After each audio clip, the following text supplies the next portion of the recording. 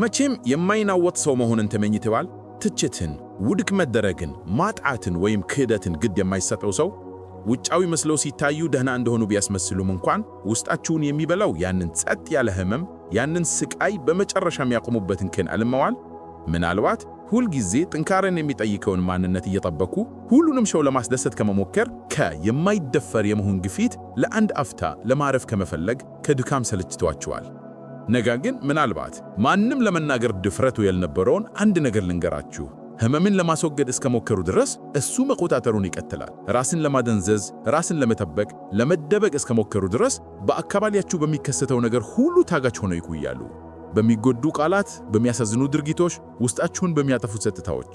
እና ይሄ ድክመት አይደለም። ይሄ ለአብዛኞቹ ሰዎች እውነት ነው። ልዩነቱ አንዳንዶች ከሌሎች በተሻለ ማስመሰላቸው ነው። ካርል ዩንግ ከጥልቀት ሳይኮሎጂ ታላላቅ ሰዎች አንዱ እኛ በእኛ ላይ የሚደርሰው ነገር ሳይሆን ለመሆን የመረጥነው ነን ብሏል። እና ቁልፉ እዚያው ነው። ከዓለም ራስን መከላከል አይደለም። ቀዝቃዛ፣ ደንታቢስ ወይም የማይነካ መሆን አይደለም። ስለ ውህለት ነው። ኢንቲግሬሽን። እውነተኛ ጥንካሬ የህመም አለመኖር ሳይሆን እየደሙም ቢሆን እንኳን ማን እንደሆኑ ሙሉ ግንዛቤ መኖር ነው። እስካሁን ድረስ መጥተው ከሆነ በአጋጣሚ አይደለም። ይህ ቪዲዮ በሁሉም ነገርና በሁሉም ሰው ራስዎን መጉዳት ለሰለቸው ሰው ነው። ሁልጊዜ በስሜታዊነት የሚጎዱት ሌሎች ሰዎች እርሶ የማያውቁት አይነት ኃይል እንዳላቸው የሚሰማችሁ ሰው ከሆኑ ለእርሶ ነው። ይህ እንደዚያ መሆን እንደሌለበት ልገልጽላችሁ እፈልጋለሁ። ነገር ግን ለዚያ የሚጎዱ አንዳንድ እውነቶችን መጋፈጥ ይኖርባቸዋል እና ምናልባት ለመጀመሪያ ጊዜ ይህ ህመም ነፃ ያወጣዋታል። እንጀምር። የሚጎዳችሁ ውጫዊ ነገር ነው ብላችሁ ታምናላችሁ። በሌሎች ድርጊቶች፣ ባልተመረጡ ቃላት፣ በደረሱባችሁ መተዋ፣ ባልጠበቃችኋቸው ክህደቶች። ነገር ግን እውነታው ጨካኝ ነው። ውስጣችሁ ክፍት ቁስል ከሌለ በስተቀር ከነዚህ ውስጥ አንዳቸውም በእርግጥ የመጉዳት ኃይል ያላቸውም። የሚጎዳችሁ ሌሎች የሚያደርጉት ነገር አይደለም። እነዚህ ልምዶች በውስጣችሁ የሚያነቃቁት ነው። ስለዚህ ለራሳችሁ የምትነገሩት ታሪክ ነው። ያልተፈታው የቆየ የስሜት ቀውስ ነው። በጥንካሬ፣ በኩራት፣ በጥሩ ሁኔታ የተስተካከለ ለመምሰል በሚያሳየው ተስፋ መቁረጥ ፍላጎት የምትደብቁት ባዶነት ነው። ዩንግ የሚያሳየን በውጫዊው ዓለም ፊት የምንሰማው ህመም ወደ ውስጣዊ ዓለማችን ያልተዋደ ነገር ነፃ ብርሃን ብቻ መሆኑን ነው። ለዚያም ነው አንዳንዶች ከባድ ሁኔታዎችን አልፈው ግልጽነታቸውን መጠበቅ የሚችሉት፣ ሌሎች ደግሞ በቀላል አስተያየት የሚፈርሱት። ስለሚፈጠረው ነገር አይደለም፣ ስለሚመታችሁ ቦታ ነው። እና እዚህ አንድ የማያመች እውነት ይመጣል። አሁንም በጣም የምትሰቃዩት በሆነ ደረጃ ዓለም እርሶን እንዴት መያዝ እንዳለባት መቆጣጠር እንደምትችሉ ስለሚያምኑስ ነው። አሁንም በቂ ጥሩ ለመሆን፣ በቂ ብልህ ለመሆን፣ በቂ ጥንካሬ ለመሆን፣ በቂ አስተዋይ ለመሆን እየሞከራችሁ ነው። ይህም ማንም እንደማይጎዳችሁ ዋስትና እንደሚሰጣችሁ በማሰብ ነው። ግን መቆጣጠር ቅዠት ነው እና በሱ ላይ እስከተጣበቃችሁ ድረስ የማይገመተውን ለመተንበይ፣ የማይቀረውን ለማስወገድ እየተሞከራችሁ በቋሚ ውጥረት ውስጥ ይኖራሉ። መሰቃየት ማቆም ትፈልጋላችሁ? እንግዲህ ራሳችሁን ከመሰቃየት መጠበቃችሁን ያቁሙ። የሚያስፈልጋችሁ ብዙ ቁጥጥር ሳይሆን ብዙ ግንዛቤ ነው። ሰዎች መለወጥ አለባቸው ብላችሁ እስከምታምኑ ድረስ በሌሎች ድርጊቶች ባሪያ ሆነው ይቆያሉ። ነፃነታችሁ የሚጀምረው ከውጭ የሚመጣው ነገር በውስጣችሁ ምላሽ ካገኘ ብቻ ኃይል እንዳለው በተረዳችሁበት ቅጽበት ነው። እናም እውነተኛ የውግኛ ሜዳ ያለው በዚህ ነው፣ በአንኮንሽስ አንኮንሽስ። በማታዩት፣ በማትረዱት እና በማትቆጣጠሩት ነገር ይቆጣጠራቸዋል። እና በሚቀጥለው ክፍል የምንመረምረው ይህን ነው። እውነተኛ ለውጥ የሚጀምረው እዚያ ስለሆነ አንድ ደረጃ ጠልቀው ለመግባት ተዘጋጁ። የተነገራችሁ ትልቁ ውሸት ሕይወታችሁን እየተቆጣጠራችሁ እንደሆነ ነው። ንቁ፣ ምክንያቱም እየተቆጣጠራችሁ አይደለም። ቢያንስ ለምን እንደሆነ ሳታውቁ ምላሽ እየሰጣችሁ፣ ከየት እንደመጣ ሳይረዱ እየተሰማችሁ፣ በኋላ ላይ የምታበላሹትን ውሳኔዎች እየወሰናችሁ በአውቶ ፓይለት መኖር እስከቀጠላችሁ ድረስ። ካርል ዩንግ ይህንን ሲገልጽ እንዲህም ብሏል። ንቃተ ህሊና የሌለውን ነገር ንቃተ ህሊና እስክታደርጉ ድረስ እርሱ ሕይወታችሁን ይመራዋልናም ዕጣ ፈንታ ብላችሁ ትጣሮታላችሁ። እና አሁን በእናንተ ላይ የሆነ ያለው ይህ ነው። የሚሰማችሁ ህመም፣ በድንገት የሚፈነዳው ቁጣ፣ ያለ ምክንያት የሚወራችሁ ሐዘን፣ ከእነዚህ ውስጥ አንዳችሁም የዘፈቀደ አይደሉም። እነሱ የተረሱ፣ ችላ የተባሉ፣ የተጨኮኑ ከእናንተ ክፍሎች የሚመቱ መልእክቶች ናቸው። ዩንግ ይህንን የጨለማ ግዛት ንቃተ ህሊና የሌለው አንኮንሽስ ብሎ ጠርቶታል። እና እሱ ግልጽ ያልሆኑ ሐሳቦች ደመና ብቻ አይደለም፣ እሱ ንቁ ኃይል ነው። ሊጋፈጡት የማይፈልጉት ነገር ግን ምን እንደሚሰማችሁና እንዴት እንደምትሰሩ መወሰኑን የሚቀጥለው የማስታወሻዎች፣ የስሜት ቀውስ፣ የፍላጎቶችና የፍርሃቶች አጠቃላይ ሥርዓት ነው። አንዳንድ ቃላት ሌሎች ሰዎች ግድ የማይሰጣቸው ሲሆን እናንተን ለምን እንደሚያፈርሱ ይገርማችኋል። ምክንያቱም እነዚያ ቃላት በውስጣችሁ አሁንም ሕያው የሆኑ ስሜታዊ ነጥቦችን ይነካሉ እና ሕያው ከሆኑ እነሱን ፈጽሞ ስላልተጋፈጣችኋቸው ነው። በስነ ልቦና ምንጣፉ ስር ገፍታችኋቸዋል፣ እናም አሁን በእነሱ ላይ መውደቁን ቀጥላችኋል። ዩንግ እንዲህ ብሏል፣ እስክንቀበለው ድረስ ምንም ነገር መለወጥ አንችልም። መኮነን ነፃ ያወጣም ይቸኩናል እንጂ። እናም ምን እያደረጋችሁ ቆይታችኋል? ራሳችሁን መኮነን፣ መጨቆን፣ ዝም ማሰኘት፣ ያ ማንኛውንም ነገር እንደሚፈታ በማሰብ። እውነታው ግን ንቃተ ህሊና የሌለው ነገር ችላ ስትሉት ብቻ አይጠፋም። ለመገለጥ የበረት አደገኛ መንገዶችን ብቻ ያገኛል።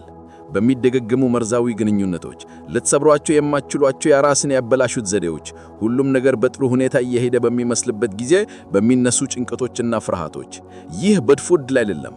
ንቃተ ህሊና የሌላችሁ ይህ ነገር ሊያነቃችሁ እየሞከረ ነው፣ ግን መተኛታችሁን አጥበቃችሁ ትጠይቃላችሁ። እንግዲህ የማይጎዳ ሰው መሆን ይፈልጋሉ? እንግዲያውስ በውስጣችሁ ካለው ነገር መሸሽ አቁሙ።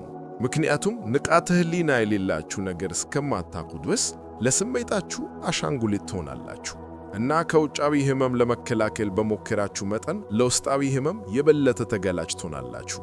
ነገር ግን መውጫ መንገድ አለ እና እሱ ራስን በመከላከል ሳይሆን ራስን በመዋሃድ ነው።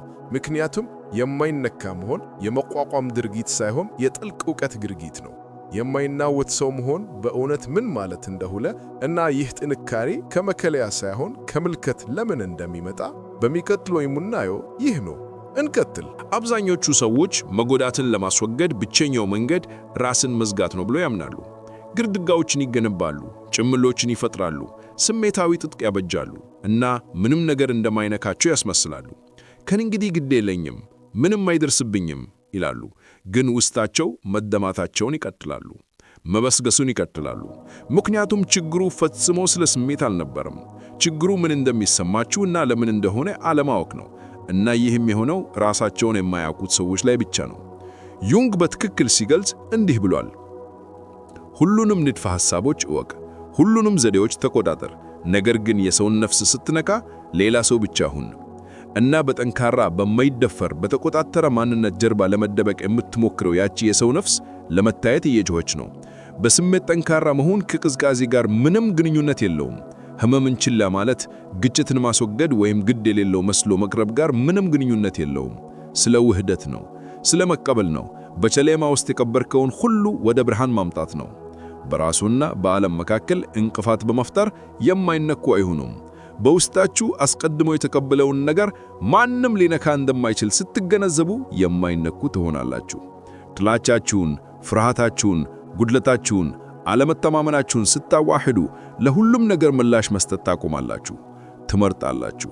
ከእንግዲህ የስሜት አሻንጉሊት አይደላችሁ እና ያ እውነተኛ ነፃነት ነው። ዩንግ ይህንን ግለታ ኢንዲቪጁዌሽን ብሎ ጠርቶታል። በትክክል ማን እንደሆናችሁ የመሆን ሂደት ሌሎች ከእናንተ የሚጠበቁት ሳይሆን ተቀባይነት ለማግኘት መሆን አለብኝ ብላችሁ ያሰባችሁት ሳይሆን ከውስጥ የሚወጣው የብርሃንና የጥላ የኢጎና የንቃተ ህሊና የሌለው ውህደት ውጤት ነው። ግለታ የፍጹምነት ሂደት ሳይሆን የውህደት ነው። ዩንግ ተናግሯል። የተሻለ ሰው መሆን አያስፈልገዋችሁም፣ ሙሉ መሆን ብቻ ነው ያስፈልገዋችሁ። እና ማንም ያልነገራችሁ ምስጢር እዚህ አለ። ከህመም በሸሸጉ ቁጥር እሱ ያሳድዳቸዋል። ለመነካት በሞከሩ ቁጥር የበለጠ ተሰባሪ ይሆናሉ። ነገር ግን የራሳችሁን ቁስሎች ሲጋፈቱ ማን እንደሆናችሁ ስትቀበሉ በሚያምረውና በክፉ ውስጥ በክብሩና በሚያሳፍረው ነገር ሁሉ ውጭ ያለው ምንም ነገር ሊያፈርሳችሁ ኃይል የለውም። ሆኖም ይህ መንገድ ድፍረትን ይጠይቃል። ወደ ውስጥ ለመመልከት ድፍረትን፣ ጭምሎችን ለመተው ድፍረትን፣ ለመሰማት ድፍረትን። ምክንያቱም ቁልፉ የተደበቀው በህመም ውስጥ ስለሆነ ነው። እናም በሚቀጥለው ክፍል የምናገኘው ይህንን ነው። ስቃይ ጠላት ከመሆን ይልቅ ወደ እውነተኛ ጥንካሬያችሁ መግቢያ ብቻ ሊሆን የሚችለው እንዴት ነው? ጠልቀን እንግባ። እናም በዚህ ጊዜ ያለ ፍርሃት ህመምን መጥላት የተማራችሁት ከልጅነት ጀምሮ ነው። መሰቃየት የድክመት ምልክት እንደሆነ፣ ማልቀስ የጊዜ ማባከን እንደሆነ፣ ብዙ ስሜት መሰማት ደግሞ ተጋላጭ እንደሚያደርግ አስተምረዋቸዋል። እናም መሸሽ፣ ማስወገድ፣ መካድ ጀመሩ። ነገር ግን ከስቃይ በሸሹ መጠን እሱ ያሳድዳቸዋል እና የከፋው ነገር ቅርጹን ይለውጣል። በጭንቀት፣ በቁጣ፣ በስሜት መረበሽ፣ በመሰልቸት ከየት እንደመጡ እንኳን በማይረዷቸው ራስን የማጥፋት ፍላጎቶች ይሸፈናል። ችላ የተባለ ህመም አይጠፋም፣ በውስጣችሁ ዋሻዎችን ይቆፍራል። አንድ ቀን ያለ ማስጠንቀቂያ ሁሉም ነገር እስኪፈርስ ድረስ። ዩንግ ስቃይን ሙሉ በሙሉ በተለየ መንገድ ተመልከተ። ህመም የነፍስ መልእክተኛ፣ የንቃተ ህሊና የሌለው ማንቂያ ደውል፣ ራስን በሙሉ ማንነታችሁ ትኩረታችሁን ለመሳብ የሚጠቀምበት ቋንቋ እንደሆነ ያምን ነበር። እንዲህ ብሏል፣ ድብርት እንደ ጥቁር ልብስ የለበሰች ሴት ናት። ከታየች አትግፏት፣ እንድትቀመጥ ጋብዟት፣ ቡና አቅርቡላት እና የምትናገረውን ስሙ። ግን አትሰሙም። ራሱን ዝም ታሰኛላችሁ፣ ትኩረት ታጣላችሁ፣ ሥራ ይበዛባችኋል፣ ራሳችሁን ታደነዝዛላችሁ። በእውነት አስፈላጊ የሆነውን ነገር ላለማየት ሁሉንም ነገር ታድርጋላችሁ። ይህ ህመም ምን ሊያሳያችሁ እየሞከረ ነው? እውነታው ግን ከራሳችሁ ጋር በጦርነት ላይ ስለሆናችሁ ብቻ ነው ስቃይ በጣም የሚጎዳው። አሁንም ለማደግ የሚፈልግ የእናንተ ክፍል አለና ሁሉንም ነገር እንዳለ ለማቆየት የሚፈልግ ሌላ ክፍል አለ። በውስጣችሁ ለለውጥ የሚጮህ ነገር አለ። ነገር ግን መቆጣጠር የለመደው ኢጓችሁ ያንን ጥሪ ለማፈን ይሞክራል። እና ህመም የሚወለደው በዚህ ግጭት ውስጥ ነው። ምክንያቱም መለወጥ ያማል፣ ማደግ ያማል። የቆዩ እምነቶችን መልቀቅ፣ መርዛማ ትስስርን መቆረጥ፣ ከእንግዲህ የማያገለግሎትን ነገር እንዲሞት መፍቀድ፣ ይህ ሁሉ ልቅሶ፣ የውስጥ ሞትና ዳግም መወለድ ሂደት ነው። ነገር ግን አዲስ ነገር ሊወለድ የሚችለው በዚህ የጥፋት ቦታ ውስጥ ነው። ምክንያቱም በውስጣችሁ ያለው ነገር ሁሉ ሲፈረስ፣ እርግጠኝነት ሲሰባበር፣ ህመም ተጋላጭነታችሁን ግልጽ ሲያደርግ፣ በመጨረሻ ማን እንደሆናችሁ ማየት ትችላላችሁ። ያለ መከላከያ ሽፋኖች፣ ያለ ተወና፣ ያለ ጭምብል። እና በዚያ ትክክለኛ ቦታ ላይ ስቃይ ቅዱስ ይሆናል። ምክንያቱም ነፃ ቢያወጣችሁ የሚችለው ወደ ራሳችሁ ጉልበት ያስገባችኋል። ዩንግ ይህንን ያውቅ ነበር። ስቃይ የሥርዓቱ ውድቀት ሳይሆን የሂደቱ አካል መሆኑን ተረድቷል። ህመም የመንገዱ መጨረሻ አይደለም፣ ወደ ግለታ የሚወስደው ጉዞ መጀመሪያ ነው። ችግሩ ግን አብዛኞቹ ሰዎች ያንን ጨለማ ሸለቆ ከማለፋቸው በፊት ተስፋ መቁረጣቸው ነው። ይሸሻሉ፣ ትኩረት ይስታሉ፣ ወደ ላይ ይመለሳሉ። የግለታን ጉዞ ለመጀመር ድፍረት ያላቸው ጥቂት ሰዎች ናቸው እና ለማጠናቀቅ ድፍረት ያላቸው ደግሞ ከዚያ ያነሱ ናቸው። ምክንያቱም ይህ መንገድ ምቾትን አይሰጥም፣ ዋስትናዎችን አይሰጥም፣ ኢጓችሁን አይከላከልም፣ ያጥፋዋል። ዩንግ ግለታ ማን እንደሆናችሁ የመሆን ሂደት ነው ብሎ ገልጾታል። ነገር ግን ይህ ማለት ከሁሉም በላይ እናንተ ነኝ ብላችሁ የምታስቡትን መዘንጋት ማለት ነው።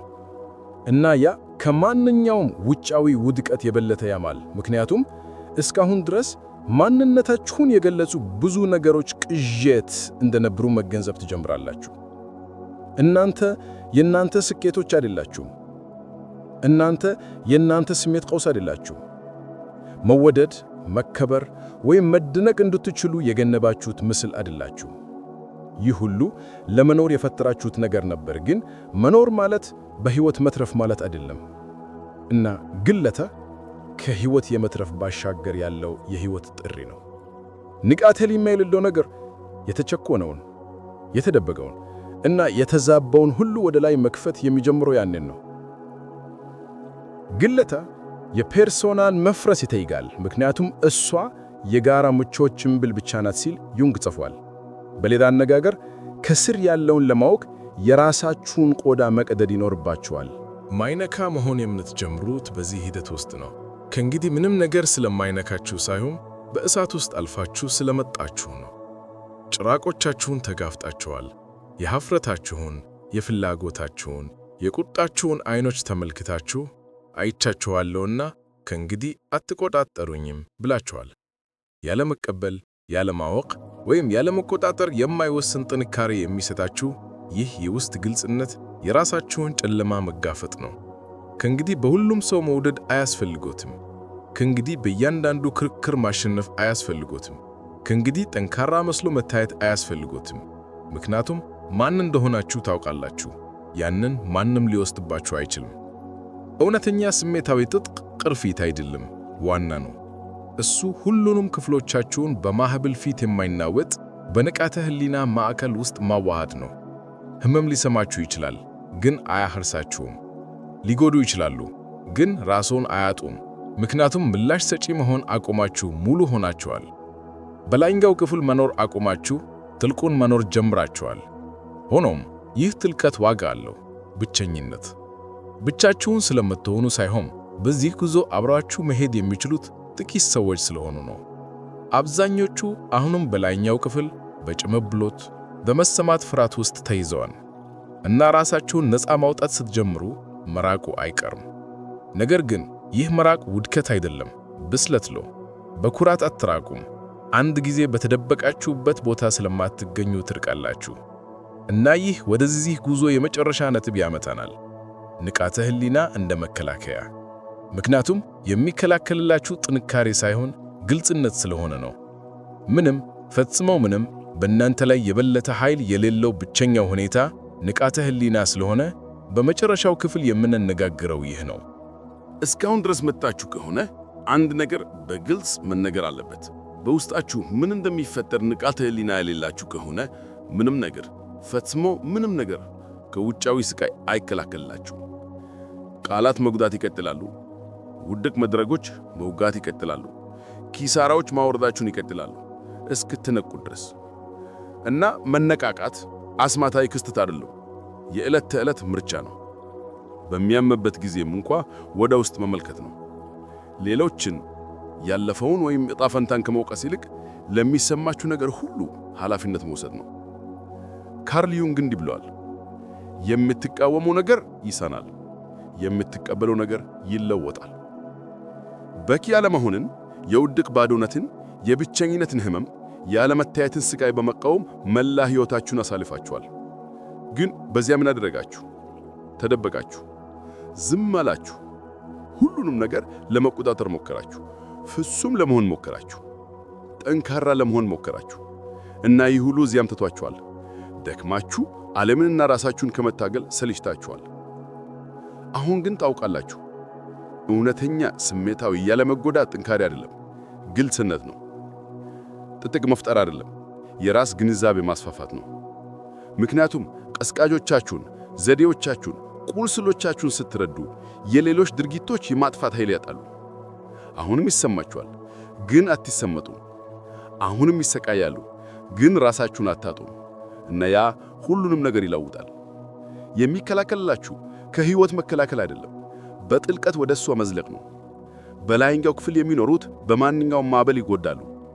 የሚዘለቁት ግን ከታች ጸጥታ፣ መረጋጋት እና ኃይል እንዳለ ያውቃሉ። እና የምትሄዱበት ቦታ ያ ነው። እና ከዚህ የውህደት የተገኘውበትን የመቀበልን ቦታ መኖር ሲጀምሩ ዓለም ሊፍላጁ ቢሞክርም የሚመታበትን ቦታ አያገኝም።